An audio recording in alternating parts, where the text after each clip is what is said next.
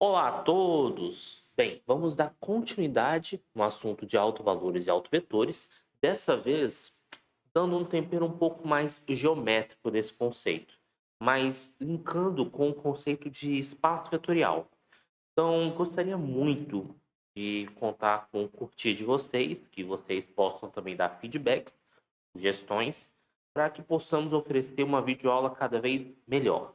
Então, só para relembrar um pouco o conceito de autovalores e autovetores, nós temos o seguinte: seja A uma matriz N por N, e nós vamos dizer que o número real lambda é um autovalor de A, se existe um vetor V no Rn, de tal modo que essa relação aqui seja válida.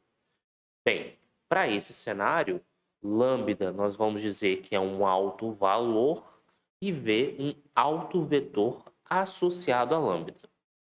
Pois bem, a gente chegou a resolver alguns exemplos, só que gostaria de falar um pouco sobre o tipo de estrutura que nós temos dentro do contexto de autovetores. E esse teorema esclarece muito bem isso. Se você considerar um conjunto, que eu vou chamar de alt lambda, que seria o conjunto autoespaço de lambda, associado a lambda, que é um subconjunto contido em Rn, que vai ser, por definição, todos os autovetores associados a lambda, e aí aqui eu estou supondo lambda um alto valor, mas você pode até definir esse conjunto, mesmo que o lambda não seja um alto valor, e aí nesse cenário, o único vetor que cumprir essa condição é apenas o vetor nulo. Então, para fins didáticos, eu vou sempre pensar lambda um alto valor. E aí, o conjunto de todos os autovetores, que eu vou chamar de alt lambda, que é denominado autoespaço, associada a lambda, ele forma um subespaço vetorial do Rn. Então, vamos justificar esse fato. Para justificar que um determinado subconjunto ele é um subespaço, bem, primeira coisa que a gente tem que supor, né, vamos dividir aqui em duas etapas. Primeira etapa A é, se você considerar, por exemplo, V1, V2, dois vetores que estão no autoespaço associado a lambda, bem, será? E aí aqui é uma interrogação, porque eu não sei se ainda é verdade. Será que eu posso dizer que a soma dos vetores, opa, V1 mais V2, ainda é um elemento do nosso autoespaço? Bem, para verificar isso, nós temos que verificar se A vezes A aplicado a V, ou seja, A vezes V é igual a lambda vezes V. E aí, no caso, o nosso V em questão é o V1 mais V2. Então, primeiro eu vou começar com o fato de que A vezes V1 mais V2, se você aplicar a distributiva aqui de matrizes, isso aqui é AV1 mais AV2. Agora, usando o fato de que V1 é um elemento do alto espaço lambda, isso quer dizer que AV1 é igual a lambda V1. E se V2 também é um elemento do alto espaço, isso quer dizer que AV2 é igual a lambda V2. Então, seguindo esse raciocínio, nós vamos obter que AV1 é igual a lambda V1 mais AV2, que é igual a lambda V2. Você coloca o lambda em evidência, lambda V1 mais V2, o que nós acabamos de concluir é que A aplicado a V1 mais V2 é igual a lambda V1 mais V2. Isso tudo nos permite concluir que, de fato, V1 mais V2 é um elemento do alto espaço lambda. Pois bem, terminamos a demonstração? Não, porque ainda falta a segunda parte. Então vamos para a segunda parte do teorema, então, que é a letra B. Nós vamos considerar V um elemento do alto espaço e nós vamos considerar alfa um número que pertence aos reais. Será, que isso ainda não sabemos, será que eu posso concluir que alfa vezes v é um elemento do alto espaço? Será que é um elemento do alto espaço? Então vamos para a sua demonstração. Então, de novo, eu vou aplicar a matriz A ao vetor alfa vezes v e eu espero que o resultado seja lambda alfa vezes v. Bem, como aqui é uma matriz e esse alfa é um número real, eu posso jogar esse alfa para fora da matriz. E aí o que acontece? A vezes v é igual a lambda vezes v. Se você trocar aqui a ordem, isso aqui é a mesma coisa que lambda vezes alfa vezes v. E por que eu estou fazendo dessa maneira?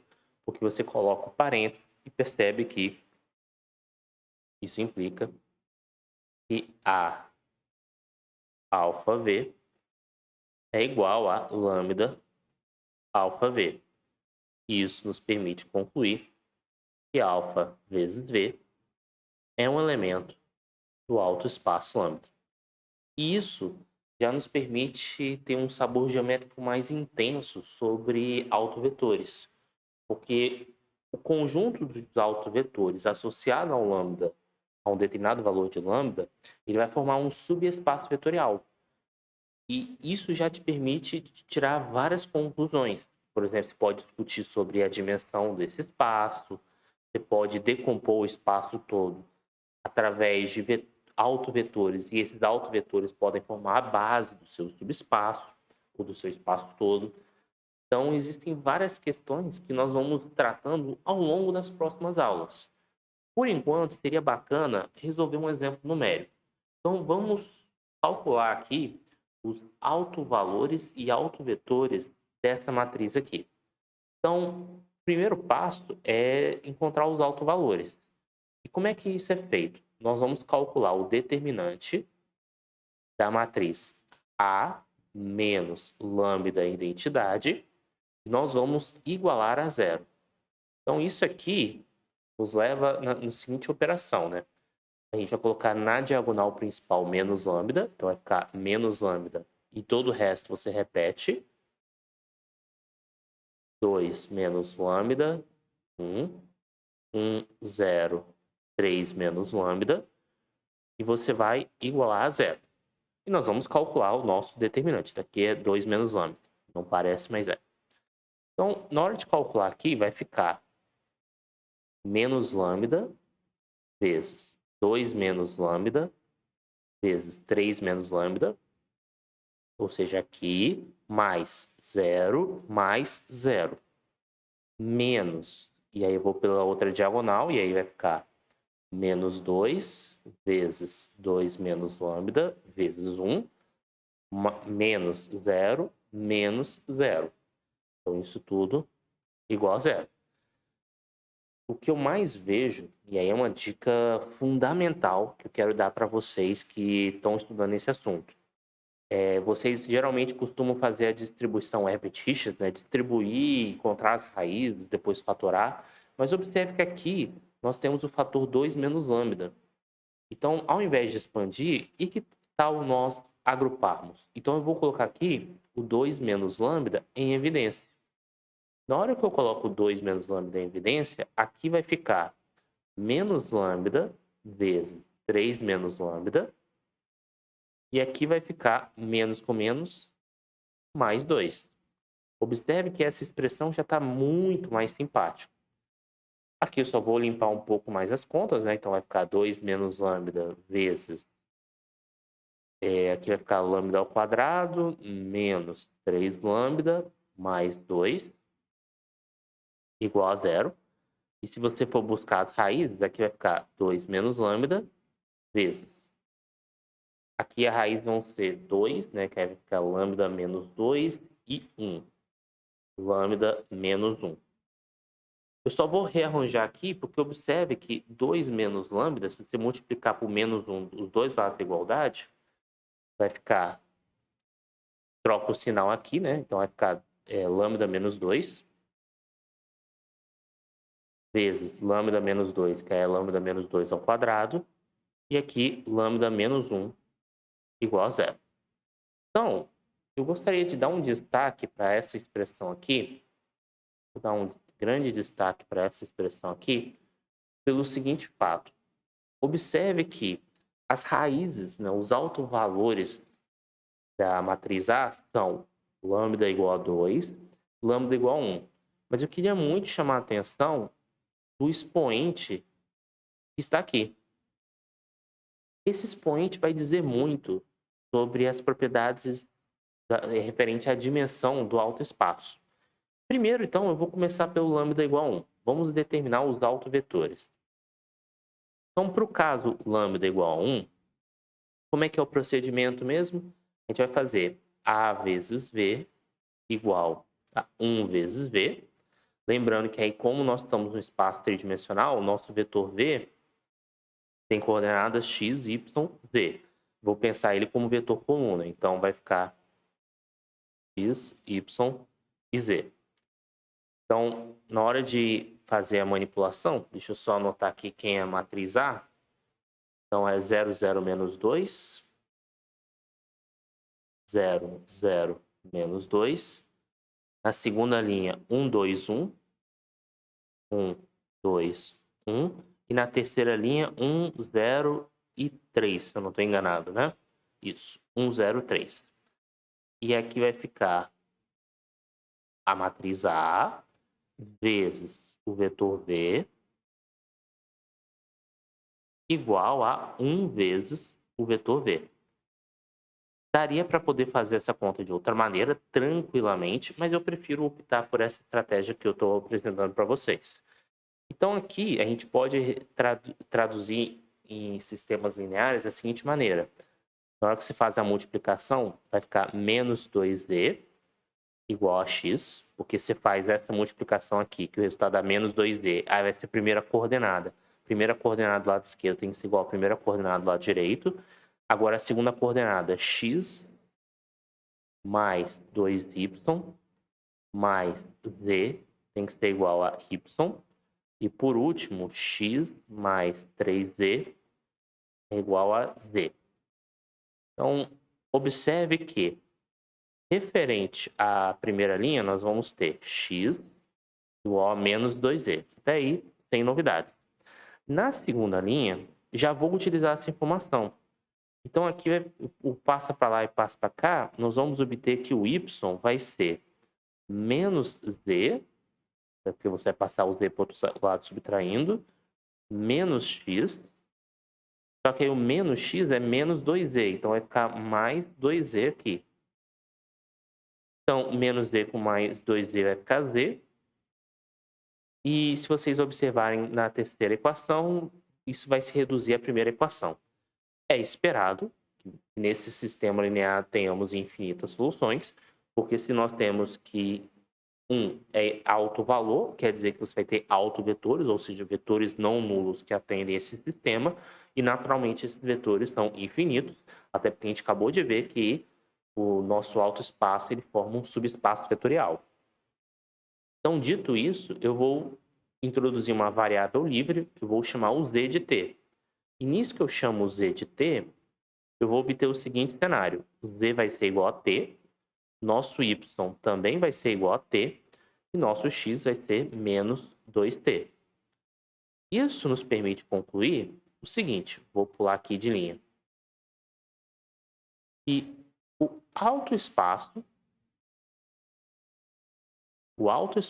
associado ao alto valor 1, ele é um espaço, se vocês observarem aqui, eu posso botar o t aqui em evidência, então vai ser t vezes menos 2, 1, 1, ou seja, todos os autovetores associados ao lambda igual a 1 vão ser múltiplos escalares do vetor menos 2, 1, 1. Ou seja, esse cara é o espaço gerado, é o span, ou ger, né? Não lembro qual foi a notação que eu usei com vocês, mas dá para entender o conceito.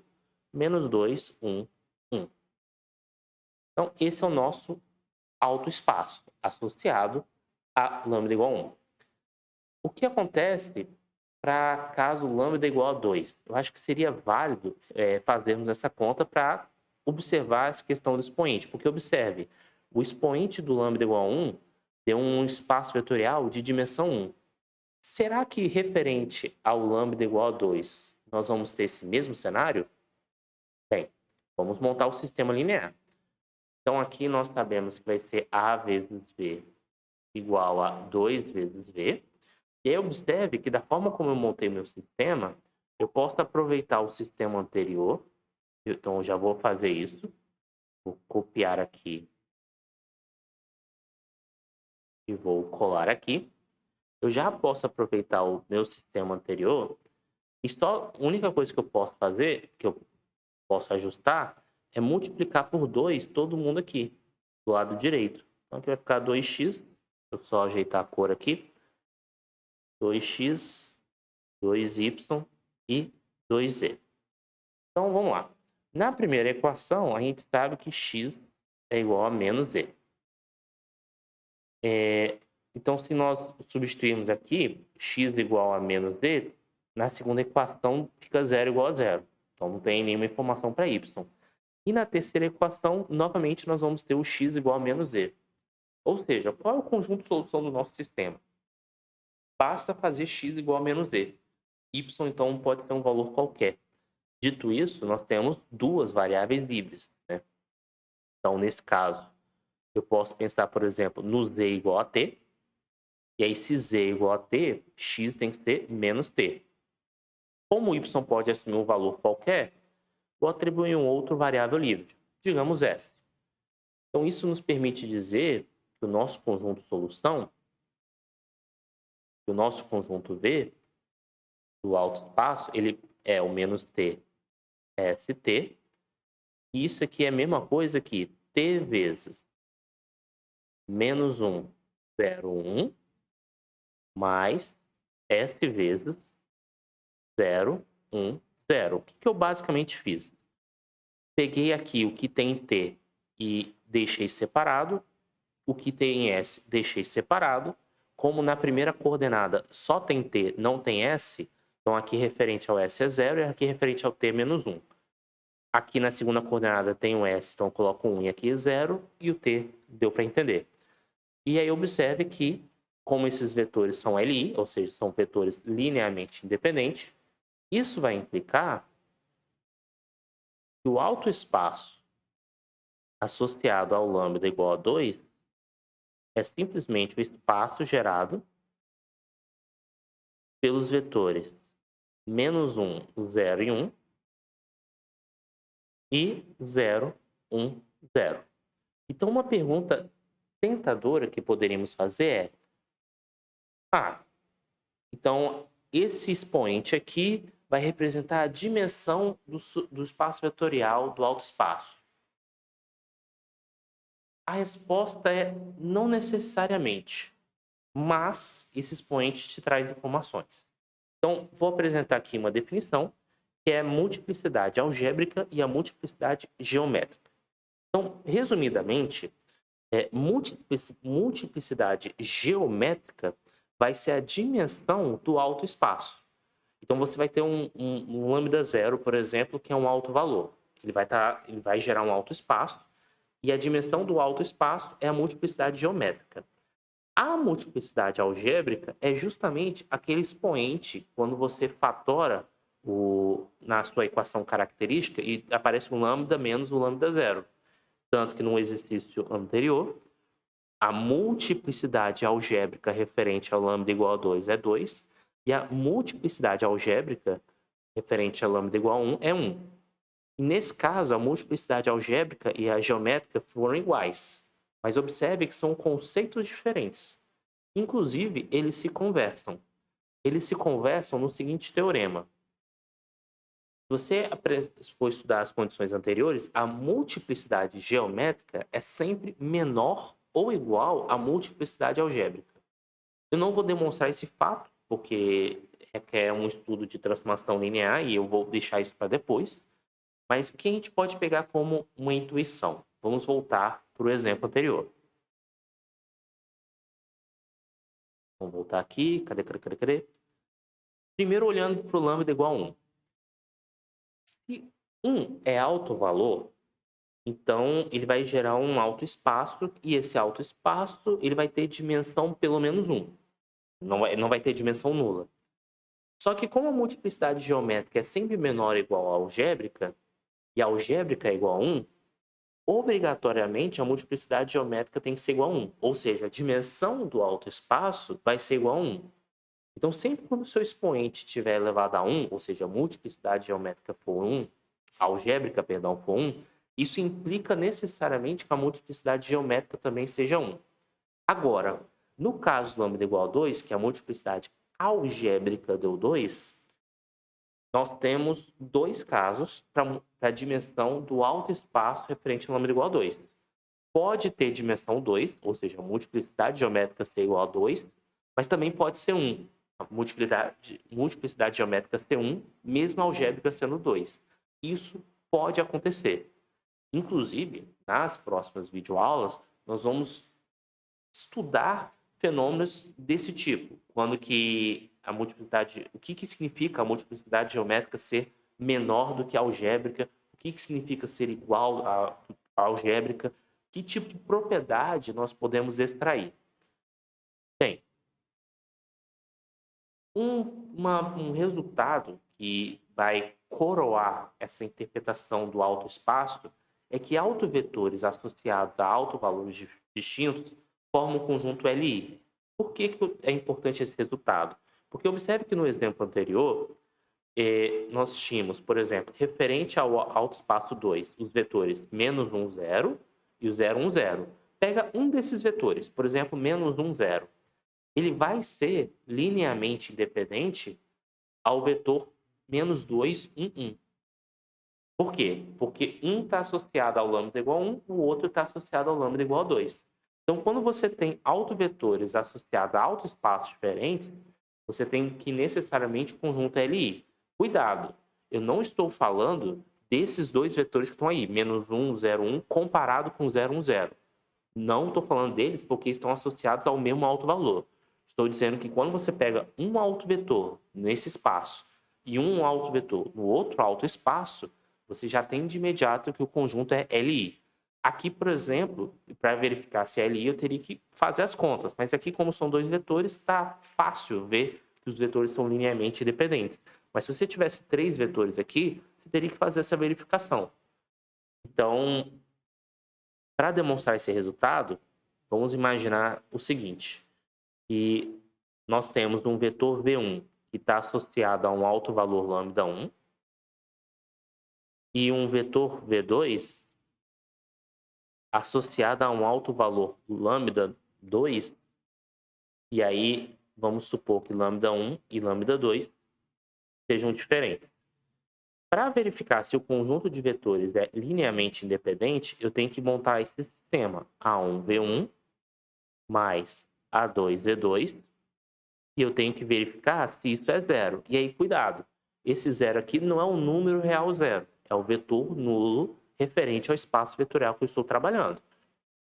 Bem, mas eu sei que se eu multiplicar por A os dois lados da igualdade, então, por exemplo, eu multiplico por A aqui e multiplico o A aqui, o lado direito vai dar zero, porque o vetor nulo vezes a matriz A vai ser sempre nulo. Aqui, na hora de aplicar a distribuição, né, nós vamos chegar nesse resultado através de propriedades de matrizes. E aqui vai ficar A1 lambda 1 V1 mais A2 lambda 2 V2. E aí eu vou dar um destaque no sistema linear que nós acabamos de montar. Então deixa eu só fazer uma pequena separação aqui. E observe que usando essa informação aqui, nós chegamos no seguinte sistema. A1V1 mais A2V2 igual a zero. A1 lambda 1 V1 mais A2 lambda 2 V2 igual a zero. Só que se eu multiplicar, por exemplo, de tal modo que eu venha cancelar, por exemplo, essa parcela, Para eu cancelar essa parcela, eu tenho que multiplicar por lambda 1 os dois lados dessa igualdade. Então, eu multiplico por lambda 1 aqui, multiplico por lambda 1 aqui, e aí eu subtraio o de cima menos o de baixo. E aí esse cara vai cancelar com esse, e aí vai ficar lambda 1 A2 V2 menos A2 lambda 2 V2. E isso tudo tem que ser igual a zero. Se você colocar o A2 V2 e separar, né, em evidência, na verdade vai ficar o seguinte: A2 vezes V2 vezes lambda 1 menos lambda 2 igual a zero. Observe que nós temos um número vezes um vetor vezes outro número que dá um vetor nulo. Bem, ou o vetor V2 é nulo, só que se nós estamos assumindo que V2 é um autovetor, então nós estamos assumindo que o V2 não é um vetor nulo, ou esse camarada aqui é um número real zero, ele é um número real, mas eu estou afirmando, pode ser zero, mas não é zero porque lambda 1 e lambda 2 são diferentes. E aí só resta uma possibilidade, o A2 ser igual a zero. Então isso nos permite concluir que o nosso A2 é igual a zero. E aí, se retornarmos, por exemplo, a equação 1, nós vamos concluir rapidamente que o A1 é igual a zero. Ou seja, a única solução do nosso sistema 1, que é esse sistema aqui, é A1 igual a zero, A2 igual a zero. Então, isso nos permite concluir que autovetores associados a autovalores distintos formam um conjunto linearmente independente. E aí, só para finalizar a aula, imagina o seguinte cenário: você tem uma matriz N por N e você tem N autovalores distintos. Automaticamente, você vai ter N autovetores linearmente independentes. Então, claro, eu vou me aprofundar nessa reflexão nas próximas videoaulas, mas é importante vocês perceberem que a gente já consegue pegar alguns atalhos. Então, espero muito que vocês tenham gostado da videoaula. Peço que curtam, deem feedbacks. Estou tentando voltar a ter uma certa periodicidade na produção dos vídeos, mas eu conto muito com o apoio de vocês. E até mesmo me dar sugestões de conteúdo. E até a próxima. Mais uma vez, muito obrigado.